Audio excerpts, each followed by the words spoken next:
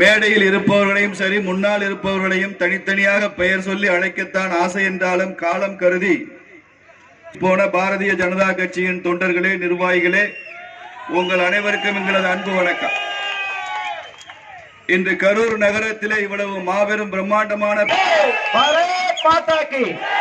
பாரத மாதா கி ஜெய் என்ற முழக்கத்திலேயே கூட்டம் சேர்க்கிற ஒரே கட்சி தமிழ்நாட்டில் பாரதிய ஜனதா கட்சி மாத்திரம். இங்க எல்லா மணல் கொள்ளையர்களுக்கும் மாபியாக்களுக்கும் சவால் விடுகிற கூட்டமாக இந்த கரூர் மாவட்டத்தினுடைய இருக்கிறது. காங்கிரஸ் இந்த யாத்திரை போகக்கூடாது என்று எதிர்த்த கட்சி இப்போது ஏற்கலப்பையை தூக்கி கொண்டு பேரணி என்று நடத்தி கொண்டிருக்கிறார்கள். விடுதலை சிறுத்தைகள் எதிர்க்கிறார்கள். மார்க்சிஸ்ட் கம்யூனிஸ்ட் கட்சி நம்ம எதிர்க்கிறது. இந்திய கம்யூனிஸ்ட் கட்சி மொழியில் சொல்ல வேண்டும் என்றால் 5 கட்சி அமாவாசை. இதெல்லாம் இந்த 5 கட்சி அமாவாசைகளுடைய எதிர்ப்பை பார்த்து நாம் எல்லாம் பின்வாங்குவர்கள் பாரதிய ஜனதா கட்சி. இது ஒரு மாபெரும் மக்கள் இயக்கம்.